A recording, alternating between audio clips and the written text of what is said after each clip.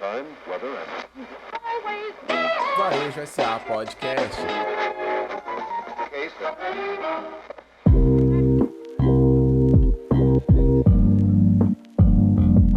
Mas quem faz o cliente voltar e voltar e voltar, ou como diria meu pai, dono de boteco, o que transforma o cliente em freguês é a qualidade do atendimento de quem atende o freguês.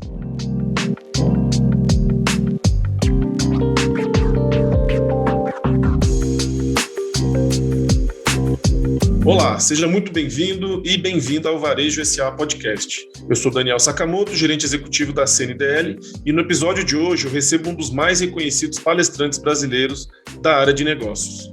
Estou falando de Carlos Alberto Júlio, que também estará conosco na 56ª Convenção Nacional do Comércio Logista, de 12 a 15 de maio. O maior evento do comércio logista acontece presencialmente em Campos do Jordão para os associados do sistema CNDL. Nesta edição, a CNDL reúne líderes e empresários do varejo para debater as mudanças culturais que estão impactando o setor e exigindo dos negócios mais atenção com os seus propósitos. A programação completa da convenção será transmitida ao vivo nas redes sociais da CNDL. Para saber mais sobre as palestras e se inscrever gratuitamente, acesse www.cndl.org.br/convenção nacional, sem cedilha e sem acento.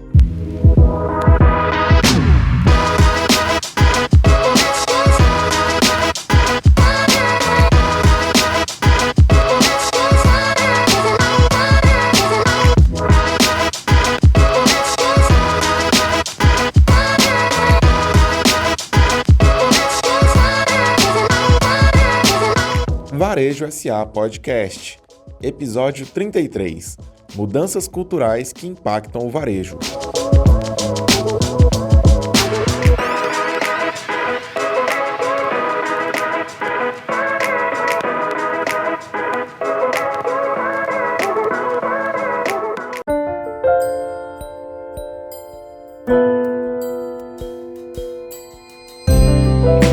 Com mais de 35 anos de experiência presidindo empresas e integrando conselhos de administração, Carlos Alberto Júlio é especialista e professor de gestão, estratégia, vendas, marketing, inovação e liderança.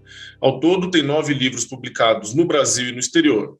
Carlos Alberto Júlio será o mestre de conteúdo da Convenção Nacional do Comércio Logista, que a CNDL realiza esse ano, e terá a missão de mediar e conectar as discussões que ocorrerão no evento. Olá, Carlos Júlio, boa tarde, bem-vindo ao Varejo SA Podcast. Olá, Daniel, um abraço especial a você, obrigado pelo convite, a você, ao CNDL, essa iniciativa bárbara, né, de colocar o nosso varejo em sessões de podcast. Afinal de contas, todos nós temos agenda bastante comprimidas, e o podcast é uma ferramenta para se ouvir em qualquer lugar, no carro, ou às vezes um momento mais tranquilo na sua casa. Então, vamos ver se a gente consegue aqui contribuir com os nossos amigos varejistas em alguns conceitos ou ferramentas ou algumas ideias que possam ajudar a você a levar melhor o seu negócio e a sua carreira nesse mundo fascinante do varejo. Exatamente. Obrigado pela sua presença. Bom, hoje a gente vai falar um pouquinho sobre a sua carreira, seus livros e as mudanças culturais que estão impactando o varejo, influenciando ou determinando o propósito das empresas. Para começar, eu queria te fazer uma pergunta pessoal. Já você atua em vários papéis atualmente. Qual deles você considera o mais legal? Olha, em primeiro lugar, parabéns, você é um bom entrevistador, porque, na verdade, essa é a pergunta mais frequente, principalmente com os alunos em sala de aula. Passam um currículo lá para os alunos, ele fala, como é que é o negócio? Você está na rádio, está na TV, aí você escreve livro, aí você dá aula, aí você é conselheiro, como é que é essa coisa? Na verdade, existe uma coisa comum em todas essas minhas atividades, Daniel, que é, eu sou um apaixonado pelo mundo dos negócios. E sou um apaixonado pelo mundo dos negócios sustentáveis, quando eu falo sustentável, estou falando economicamente sustentáveis, né? Quando eu vejo aí algumas organizações com 30, 40, 50, 100 anos de vida, eu vibro, por quê? Porque isso é produto de uma boa gestão, de tratar o cliente com dignidade, de pensar sempre no teu mix de produto, de estar preocupado com a sua competitividade e, fundamentalmente, com o seu time, porque no final do dia, a gente sabe que quem entrega é o nosso time. No caso do varejo, precisamente, é quem atende o cliente, que pode ser o seu balconista, pode ser o gerente da sua loja, ou nos micronegócios, né? O americano chama isso de Papa Mama Business, é aquele negócio papai e mamãe. Aliás, eu sou um produto do Papa Mama Business, porque eu sou filho de portugueses, dono de boteco, então eu fui criado com meu pai e a minha mãe atrás do balcão, literalmente, né? Foi ali que eu aprendi a importância do bom atendimento, a importância, né? O cliente, às vezes, nem tem razão, Daniel, mas ele tem razões. E se você não ouvir as razões do seu cliente, você não vai nem conseguir saber se ele tem ou não razão para o seu pleito, para o seu desejo, às vezes para a sua reclamação, não é? Então, o que eu poderia dizer das minhas atividades, elas têm um núcleo que é estudar gestão, estudar negócios, ferramentas de marketing, vendas, de atendimento, de competitividade. E talvez até por isso que vocês da CNDL então, vão me dar aí o privilégio de ancorar essa mega convenção depois desses 2 anos de pandemia, fazer esse presencial em uma cidade que eu adoro, que é Campos do Jordão. Eu acho que vai ser uma experiência bacana. E vocês nomearam isso não como mestre de cerimônias, que eu também não tenho nada contra, muito pelo contrário, os mestres de cerimônias são muito importantes para os nossos eventos, mas o mestre de conteúdo, porque a ideia é juntar o trabalho de mestre de cerimônias com um conteudistas para fazer o link entre os palestrantes e, olha, antecipando para você que está nos ouvindo, viu? Muita gente bacana falando nesse congresso agora no mês de maio, lá em Campos do Jordão. Com certeza, um dos fatores de você ter sido escolhido é essa diversidade de canais de comunicação que você utiliza para apresentar aí todo o seu conhecimento e sua paixão aí, não só pela gestão, mas como você falou, também pelo varejo, que está no seu sangue. Então, certamente, não há ninguém melhor do que você para nos ajudar aí na condução e conexão desses conteúdos. Uma outra dúvida que a gente tem e que gostaria de saber assim, de você é com relação à sua experiência na HSM. Você, como ex-presidente da HSM, deve ter tido muito aprendizado por lá. O que você destaca desse seu período dentro dessa empresa tão relevante aí na educação executiva do país? O HSM foi um presente que a vida me deu. Por quê?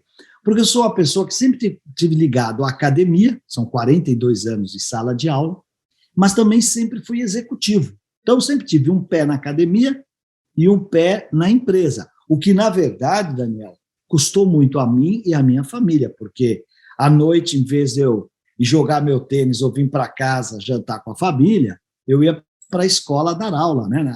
Na Fundação Getúlio Vargas, na SPM, na FIA USP.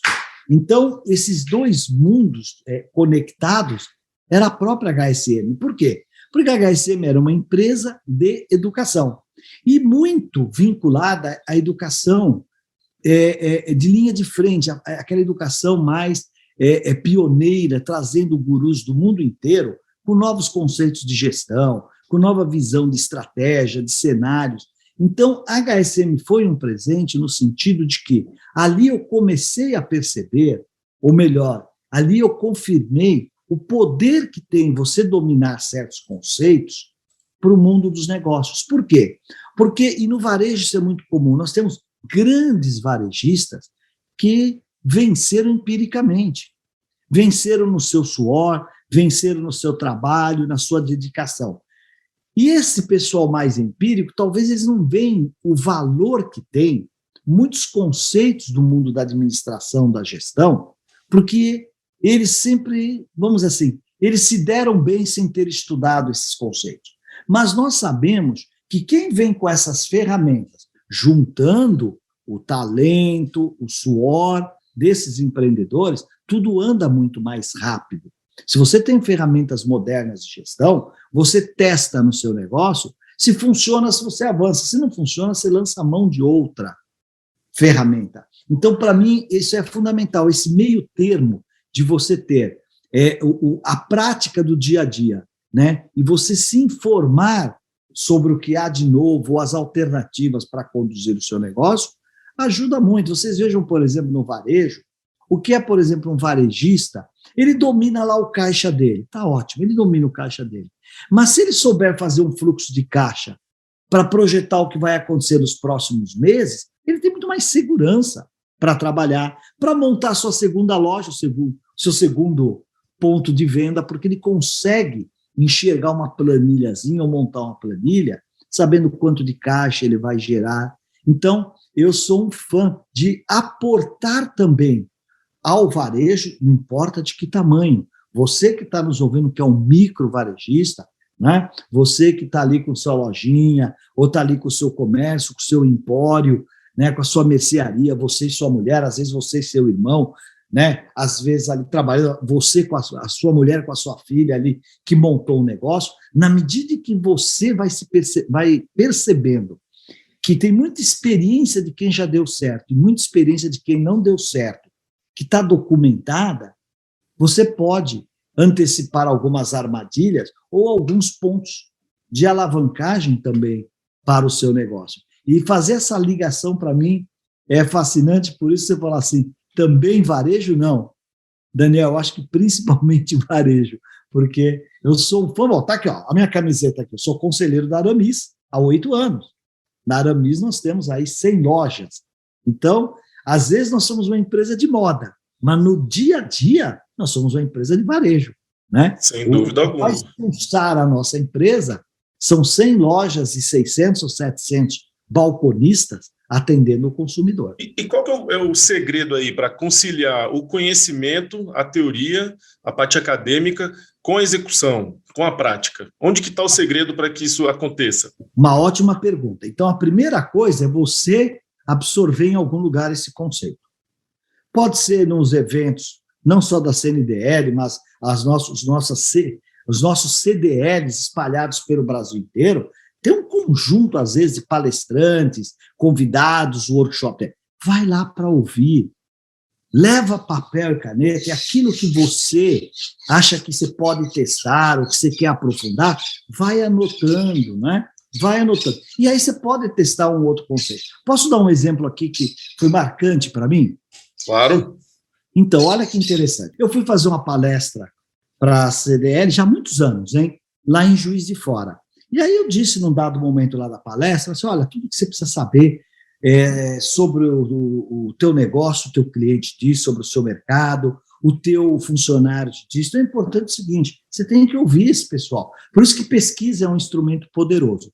Aí uma senhora levantou a mão, muito simples, e disse assim, olha, professor, adorei aí o que o senhor falou, mas eu tô aqui com um problema, porque eu não sou a Coca-Cola ou a Nestlé para encomendar uma pesquisa, eu nem sei encomendar uma pesquisa, né? Eu tenho uma loja de calçados aqui na rua tal de Juiz de Fora, tenho lá 3 funcionárias que me ajudam na loja, mas eu achei interessante, o que o senhor está dizendo é muito importante.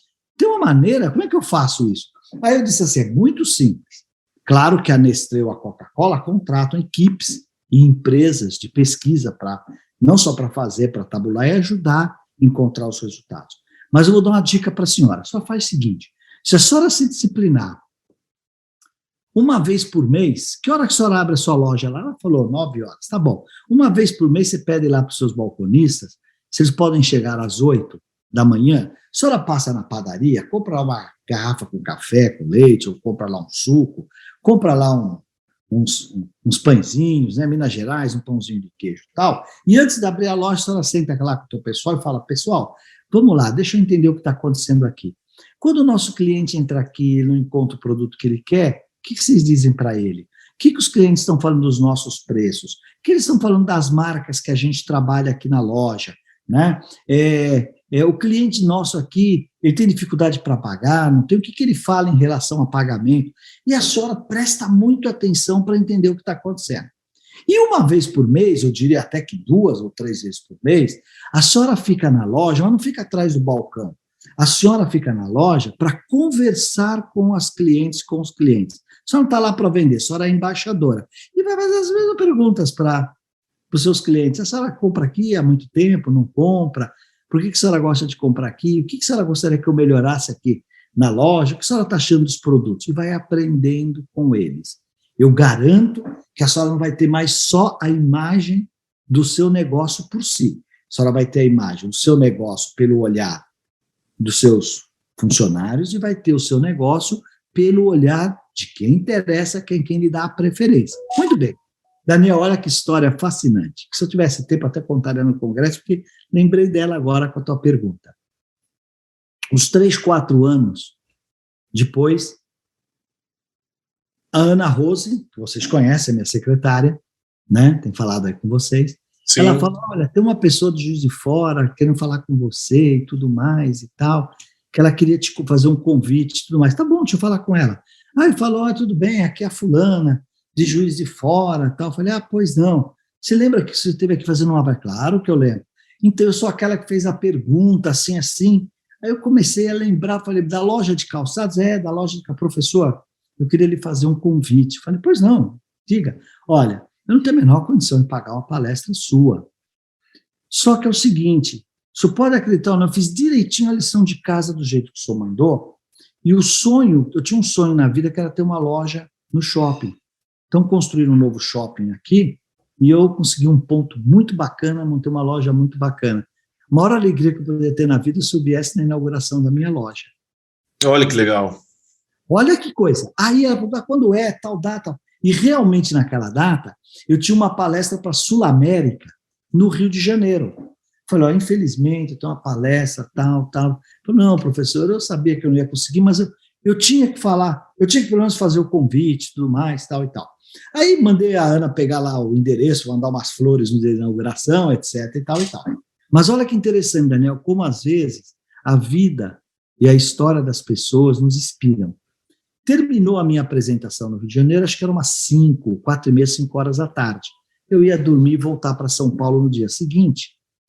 E aí eu perguntei lá na recepção, porque sabe que Juiz de Fora, a Zona da Mata, ali é meio próximo do Rio de Janeiro, né? Sim, é bastante próximo.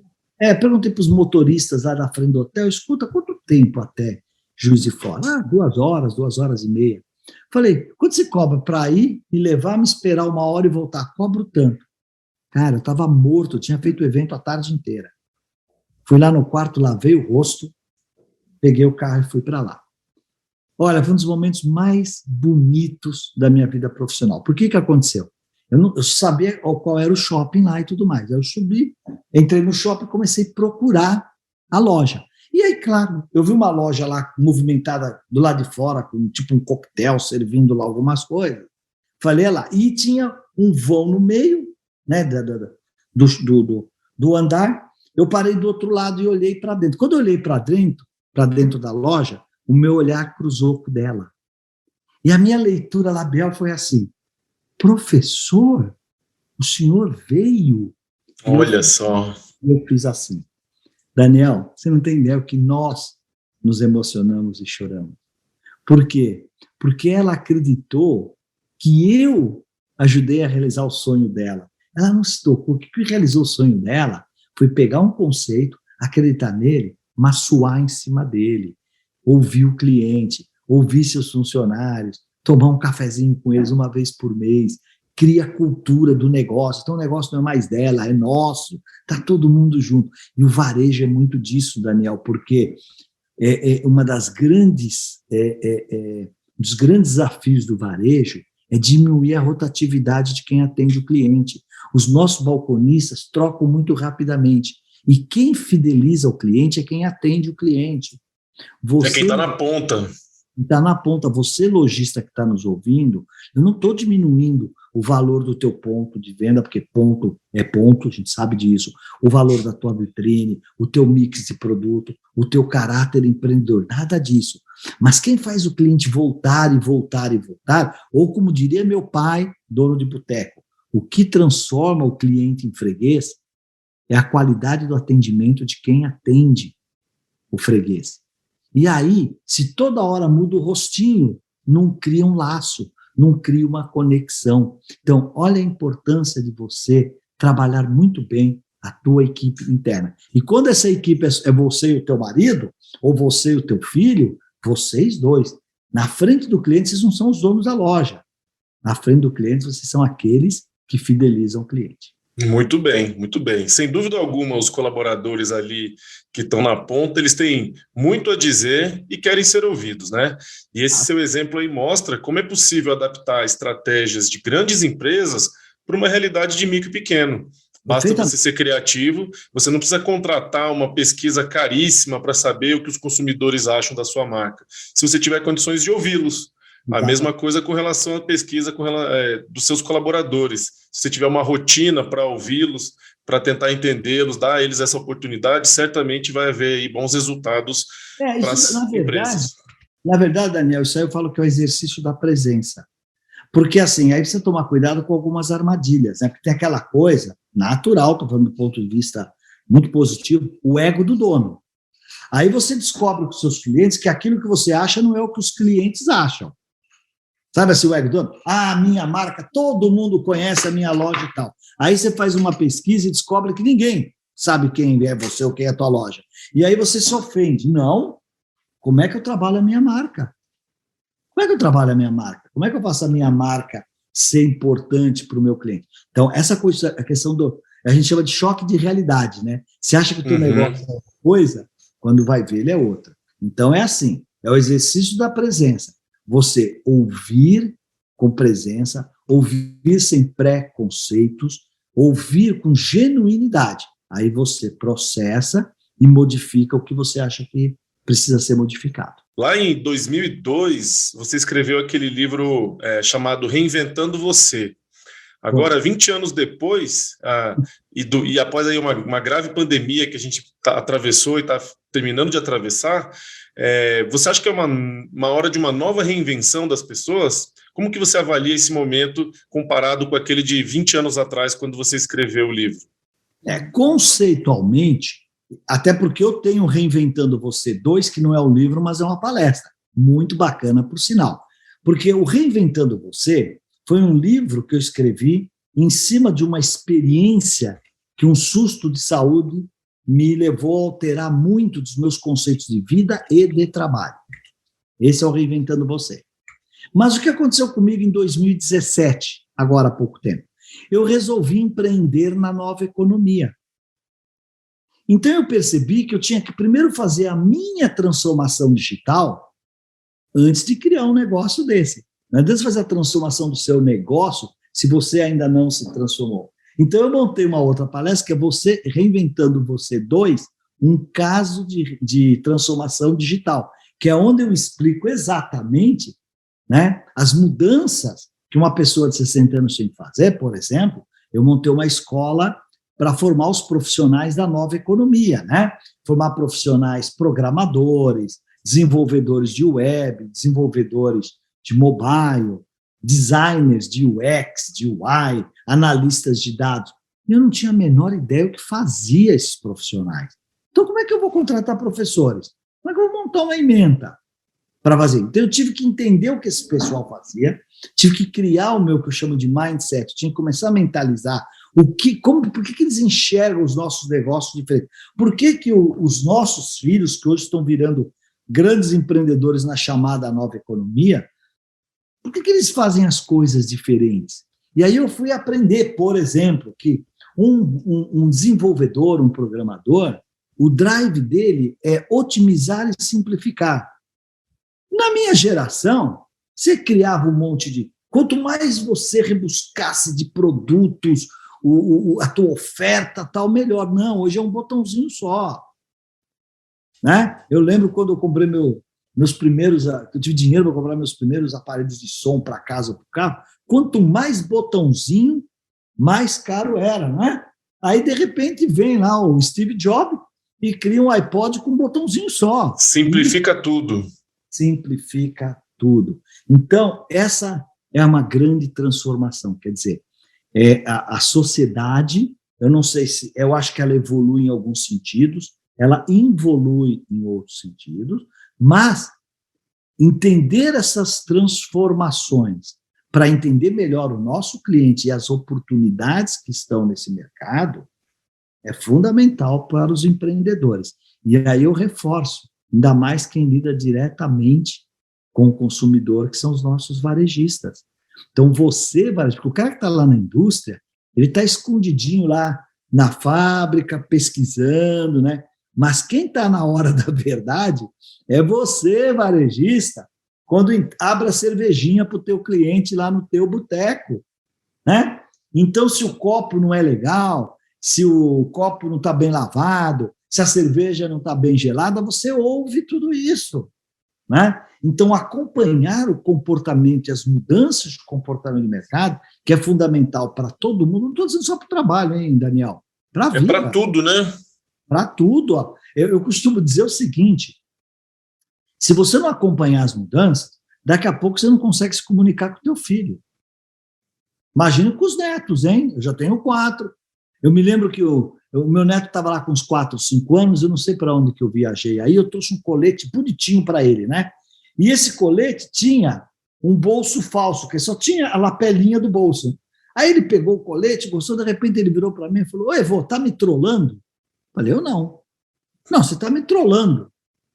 Porque eu não sabia o que era trollar. Ele falou: "Você está me trollando." "Por que eu estou trollando?" "Esse bolso não existe", ele me mostrou. Quer dizer, você está me enganando, né? Então, percebe? Tudo bem, eu estou dando aqui um exemplo extremamente simples e do cotidiano. Mas é isso, como é que se acompanha a mudança de linguagem, né? Outro dia meu irmão vira para o filho dele e fala assim: "Ih, Gabriel, não caiu a ficha." E o menino olhava para ele, nunca viu orelhão de ficha. Não sabe o que é uma ficha, né? Sabe o que é, talvez tenha que falar para ele: troca o chip, sei lá, qualquer coisa assim. Então, eu estou aqui usando uma coisa mais informal e mais tentando ser um pouquinho engraçadinho aí para quem está nos ouvindo, mas é profundo o que eu estou dizendo. É profundo, e essa talvez seja a maior dor dos varejistas atualmente. Como acompanhar essa evolução, não só tecnológica, mas essa evolução cultural, em que os valores mudam e o varejista precisa se adaptar. Qual que você acredita que seja a estratégia ou o segredo para o varejista conseguir ficar atualizado e conectado com essas evoluções que, além de serem rápidas, elas têm sido intensas, né? O volume de informação diária é muito grande, e a gente fica incomodado, né, de tentar acompanhar. O varejista também. O que você acha aí que é o segredo para conseguir estar atualizado? Então, Daniel, por um lado, nós temos o desafio que as mudanças são mais rápidas, as inovações, as disrupções aparecem a todo momento. Por outro lado, nós temos a facilidade que a informação está disponível em todo meio. Olha o nosso podcast aqui, o Varejo S.A. Veja só a missão da CNDL, a sua missão de trazer esse conteúdo. E, de repente, nós estamos falando aqui com alguém que está no seu carro dirigindo até o banco, está dirigindo até a sua loja, ou dirigindo entre uma loja e outra, e está aqui absorvendo algum tipo de pensamento, algum tipo de conceito. Agora, o que precisa para isso, e aí é um exercício pessoal, né, Daniel? É interesse legítimo pelo repertório. Eu dou muito treinamento de vendas, né, tanto para varejo como para a indústria. E um dos pontos que eu mais reforço com os vendedores, os homens e mulheres, porque os nossos vendedores hoje são homens e mulheres em negócios. Eles vendem no WhatsApp, eles vendem na loja, eles vendem no site, eles vendem ao telefone. Chega um produto novo, ele liga para o cliente. Quer dizer, não é mais ali só um balconista atendendo, não. Tem muita fera fazendo negócios crescer, porque são muito bons, né? O cliente fidelizado, ele trata o cliente pelo nome, ele sabe que esse cliente é um cliente fidelizado, então tudo isso corrobora muito. Então eu digo o seguinte, que o maior desafio hoje, a maior diferença entre aquele vendedor de antigamente e o vendedor de hoje é repertório. Porque assim, Daniel, não tem mais espaço para aquele vendedor que só fala de futebol, ou que só fala de religião, ou que só fala de política. Que faz as mesmas piadinhas há anos. As mesmas piadinhas, e será que a piadinha hoje em dia não é politicamente correta? Será que ela já não cabem mais, né? Não cabe mais, não é verdade? O cara vai lá, às vezes, o cara só fala de mulher, e o teu cliente é um evangélico, por razões que eu respeito, esse não é um tema que ele quer conversar. Não. Então, imagine nós que atendemos clientes, você, dono de loja, você varejista, você... Eu coloco no rol dos varejistas aí, não só os empreendedores e os donos, eu coloco os nossos balconistas, os nossos caixas. Para mim, esse é o nosso público varejista. Olha só como o repertório é importante. E esse repertório tem uma vantagem, Daniel, porque o repertório é aquilo que você sabe, mais aquilo que eu aprendo. Tem lugar para você aprender mais do que no balcão da loja? É difícil, né? É porque vem clientes de diferentes culturas, diferentes educação, de diferentes etnias, não é verdade? Então, eu aprendo algo com uma mulher para ter uma experiência de mulher, ou de dona de casa, ou de uma estudante, ou de uma enfermeira, ou de uma médica, e aprendo, às vezes, um insight de um jovem que está lá cursando a sua escola, que tem dificuldade com seus professores, etc. Então, agora, para isso você precisa ter o quê? Escuta ativa. Porque, você sabe, né, Daniel? Nós temos muitas escolas de oratória, né? O meu querido amigo Reinaldo Polito, por exemplo, talvez tenha aí uma das maiores escolas de oratória do país. E eu não conheço uma escola de escutatória. Não é? É verdade. E a arte de atender bem, a arte de aprender, que é a sua pergunta, é a arte de estar presente. Para isso eu preciso ter uma boa escutatória. Muito bem. Carlos, vamos fazer aqui um pequeno intervalo para ouvir um rápido recado do nosso parceiro aqui do Varejo SA Podcast. Voltamos já.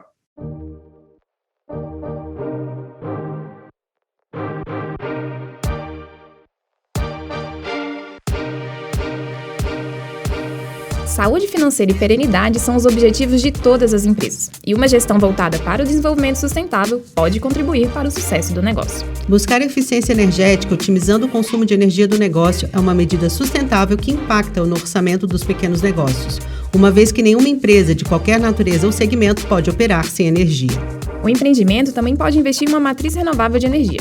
Com as mudanças climáticas, este é um caminho sem retorno para a sobrevivência e sustentabilidade, não somente da economia, como também da humanidade. Quer saber como o seu negócio pode ser mais competitivo com a otimização do consumo elétrico e a eficiência energética? Então acesse sebrae.com.br/eficiência energética. Atuar de forma responsável com os aspectos econômicos, ambientais e sociais é a fórmula vencedora para construir um futuro próspero para todos.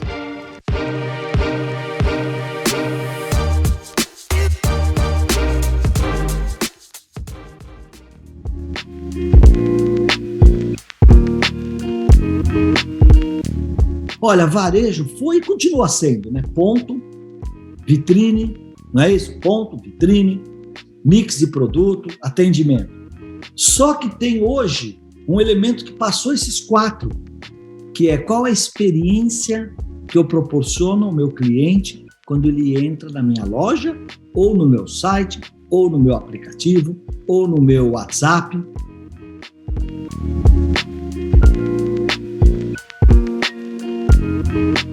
Bom, estamos de volta e agora a gente queria ouvir um pouquinho a sua consideração sobre o livro Economia do Cedro.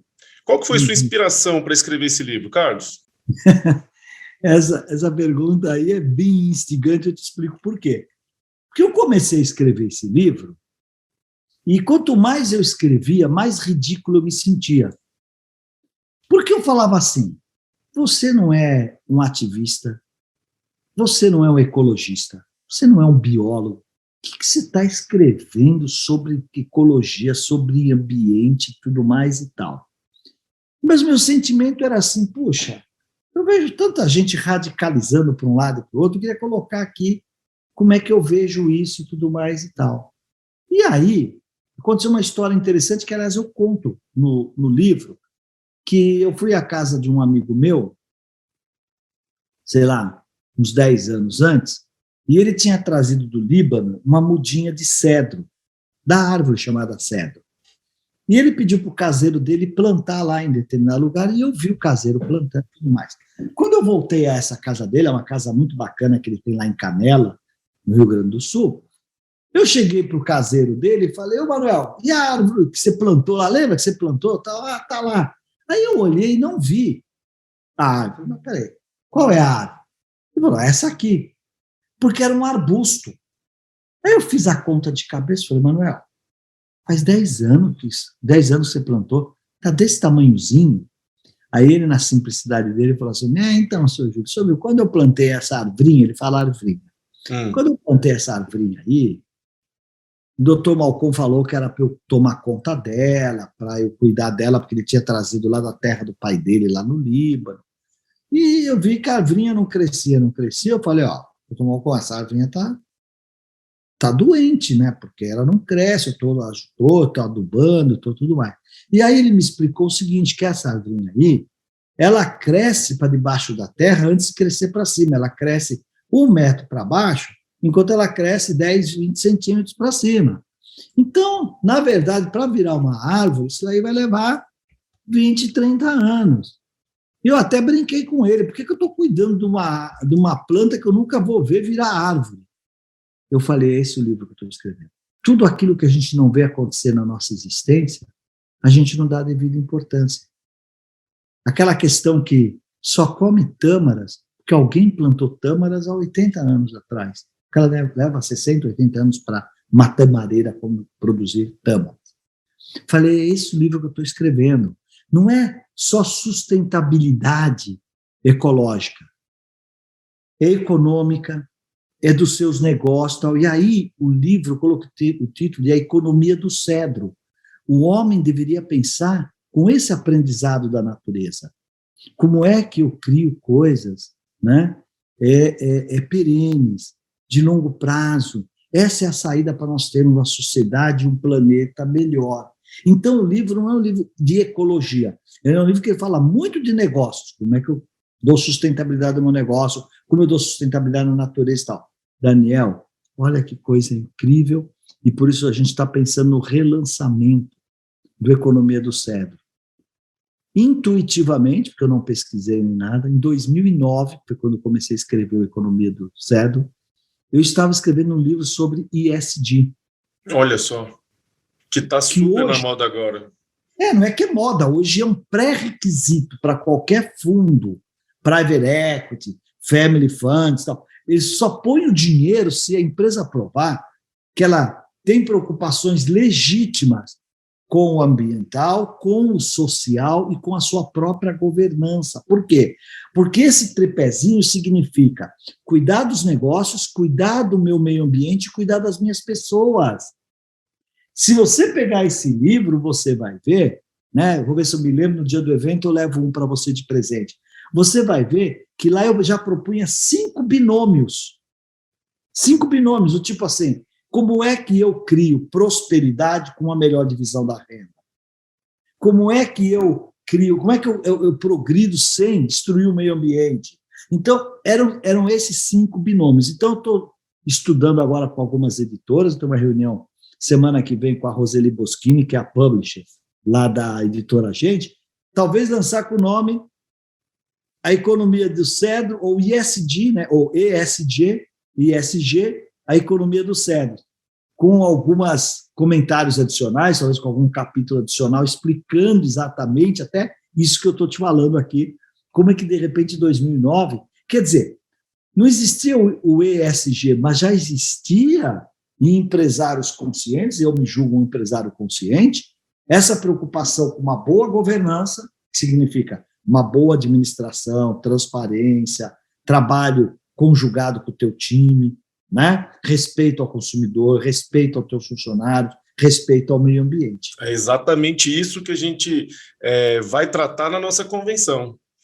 Tratar do propósito das empresas e das pessoas hoje.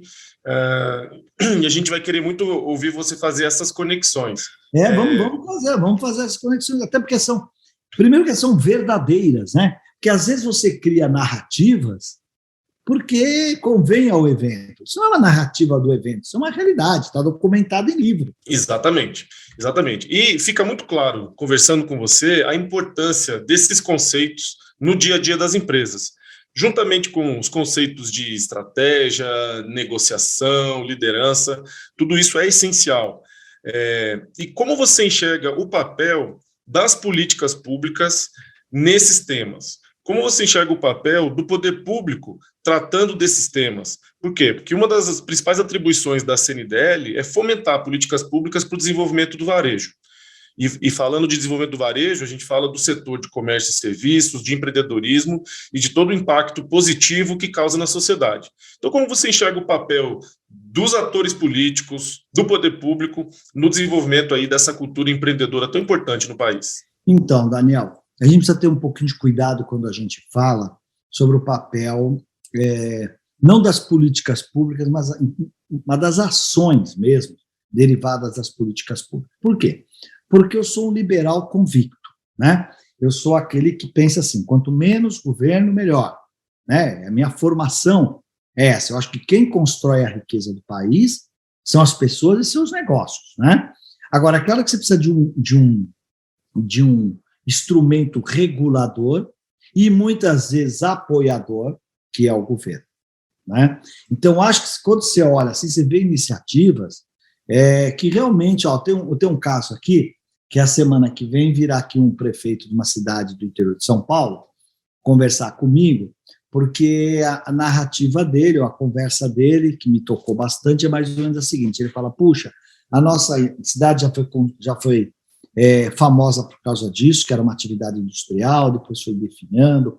Hoje a gente tem aqui famílias afortunadas, tal, nossos filhos vão tudo embora, ninguém implementa mais nada aqui. E eu propus a ele, em cortesia, quer dizer, não estou cobrando nada, aí socialmente falei, prefeito, faz o seguinte, o senhor está tão bem intencionado assim, eu faço uma programação para o senhor.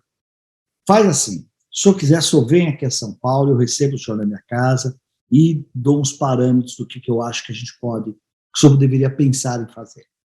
E aí eu agendei para ele uma visita ao Cubo, para ele ver como é que uma incubadora funciona, uma visita ao Mercado Livre, para ele ver como é que é uma estrutura da chamada nova economia, e também numa outra aceleradora. Qual é a minha ideia com isso? É mostrar para ele que, vamos supor, quando ele está falando de políticas públicas para apoiar o empreendedorismo, por exemplo, na nova economia, de repente, o que a prefeitura deve fazer é dar as condições mínimas que ainda não tem. De repente, o que é uma incubadora? A prefeitura pega um prédio dela lá que está desativado, faz uma reforma simples, coloca umas mesinhas lá, uns sofás, acesso à internet, e fala, você que quer montar o teu negócio, eu te dou um espaço aqui até ele alavancar. Uma estrutura mínima. Isso. A prefeitura, você quer avançar um pouquinho mais, prefeito? Faz aí um acordo com o escritório de contabilidade que mantém um contador 3-4 horas por dia lá para ajudar esse jovem a registrar sua empresa, tirar o seu NPJ, tal. Quer ajudar um pouquinho mais?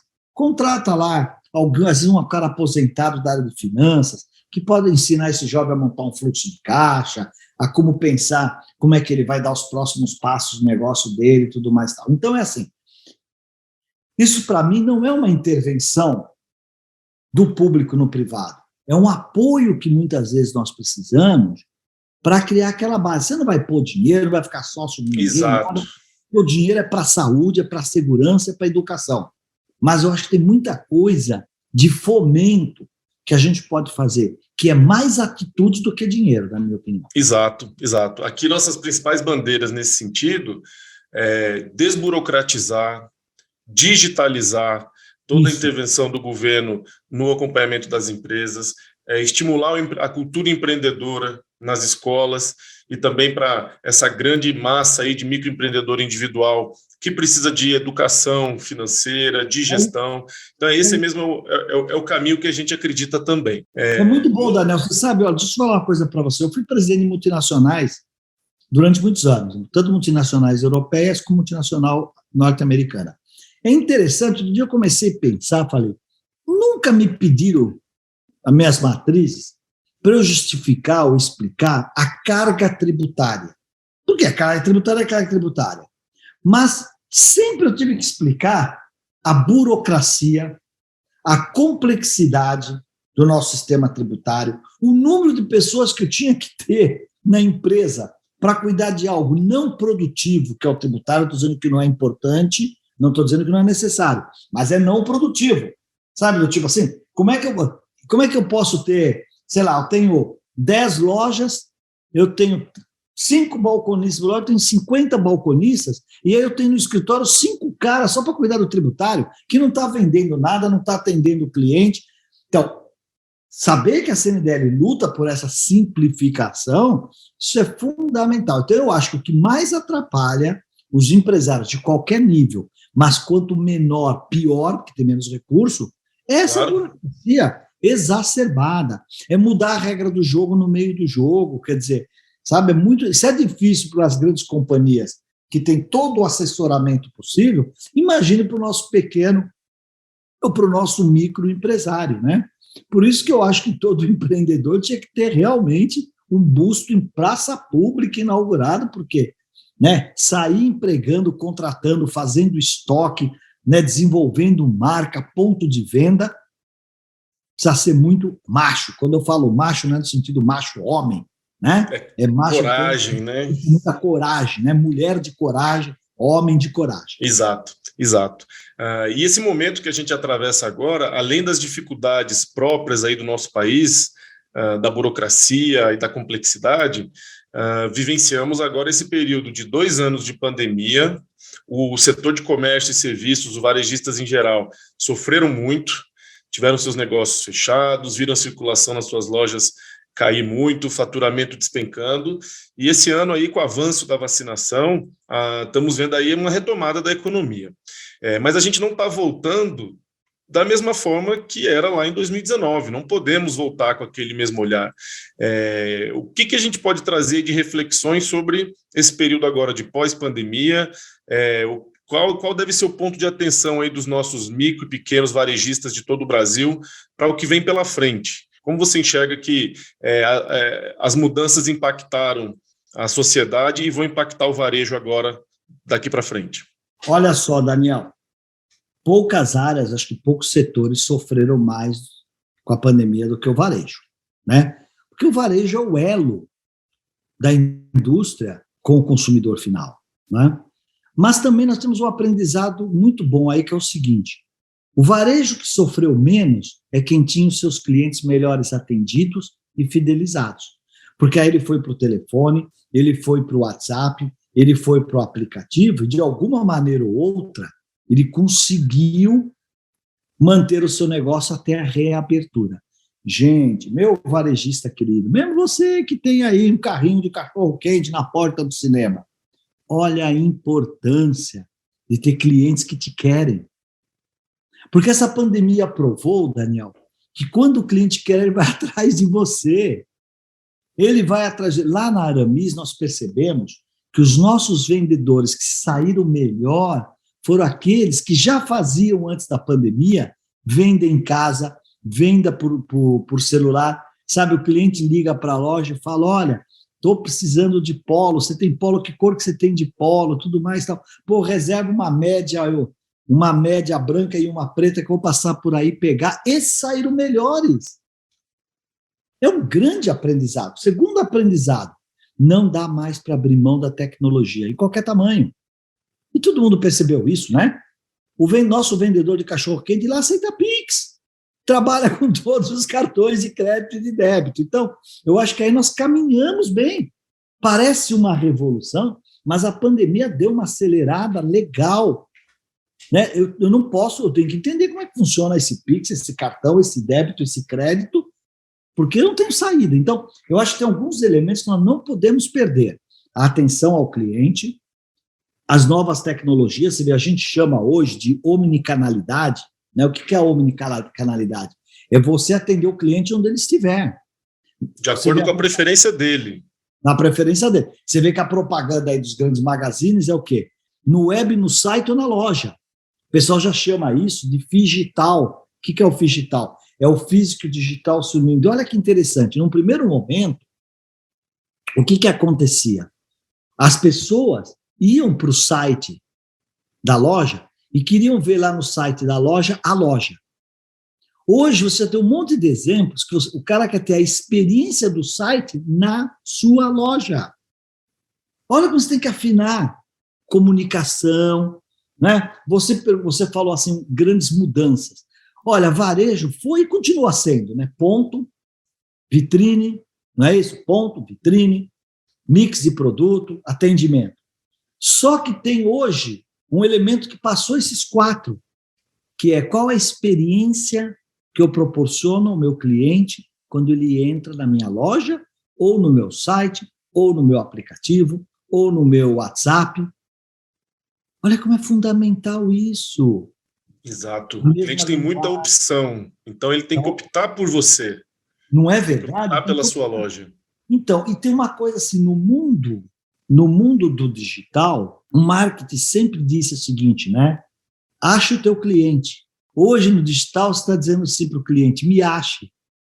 Então, olha só, hoje, tão importante quanto você achar o cliente, é facilitar que o cliente ache a você. E olha, tem muita coisa descendo ladeira que a gente tem que se aproveitar. Hein? Por exemplo, tenta falar com uma companhia aérea. Os caras não falam com você.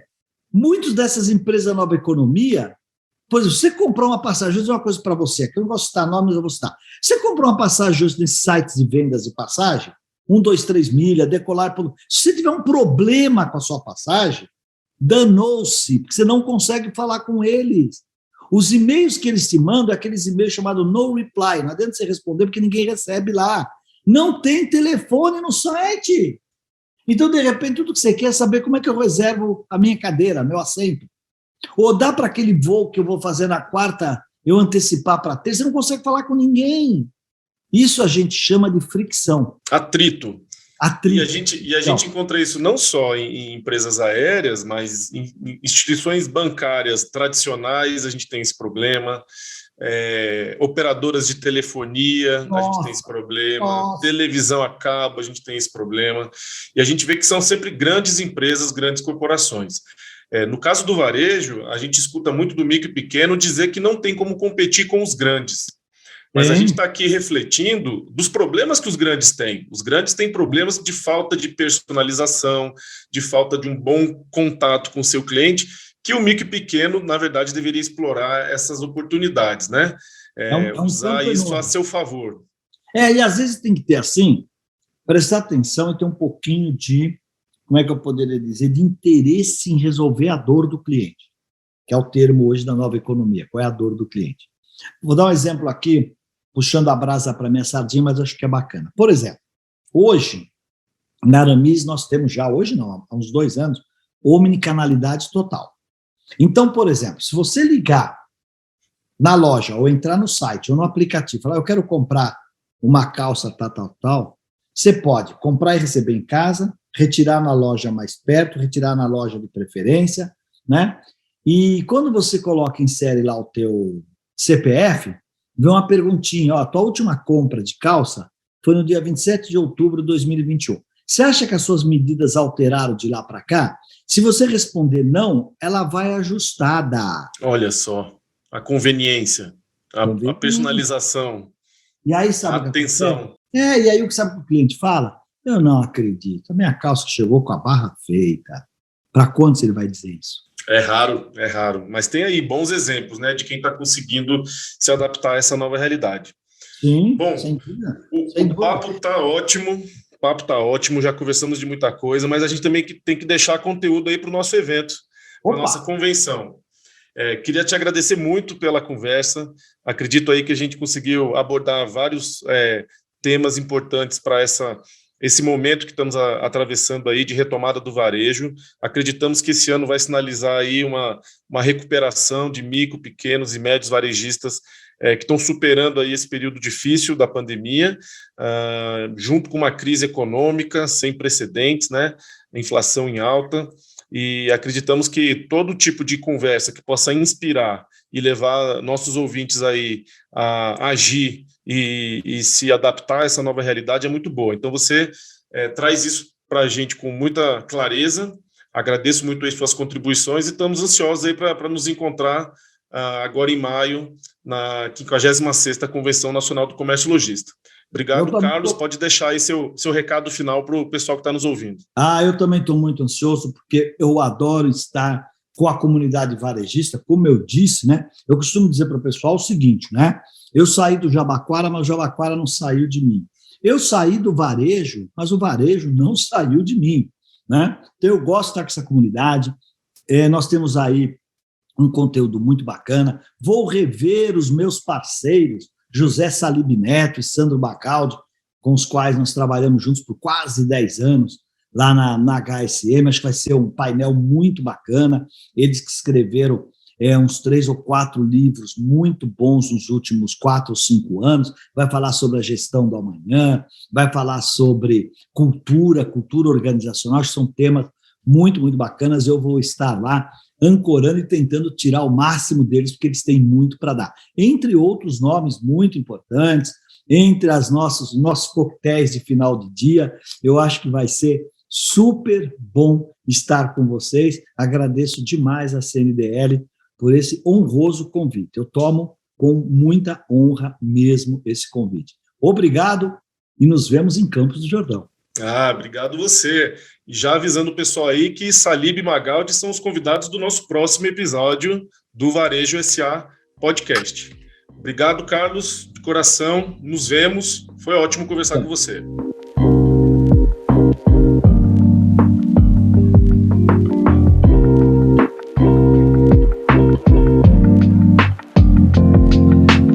No episódio de hoje, Carlos Alberto Júlio trouxe dicas para o seu negócio se adequar às mudanças culturais do consumidor e melhorar as vendas. Na próxima semana, eu vou conversar com José Salib e Sandro Magaldi, autores de 7 livros sobre gestão, inovação, liderança e vendas. Bom, nós temos um compromisso marcado. Espero você não perca.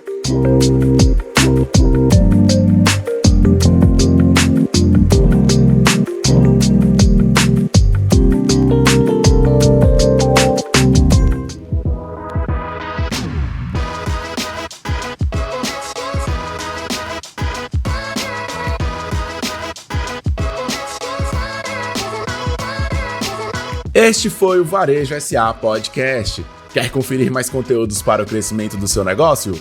Acesse varejosa.org.br. Acompanhe também as redes sociais da CNDL. Estamos no Facebook, Instagram e Twitter. Procure pelo @Sistema CNDL. No YouTube, o nosso canal é o CNDL Brasil.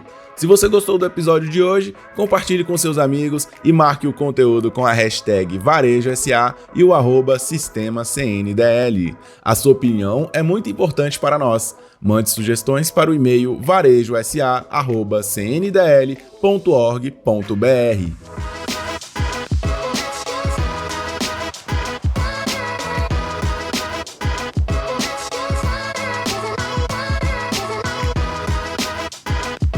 Sonorização e montagem, Gabriel Laier. Participação, Lucas Mustafa. Produção e edição, Fernanda Peregrino. Apresentação, Daniel Sakamoto. Coordenação de comunicação da CNDL, Rafaela Paulino.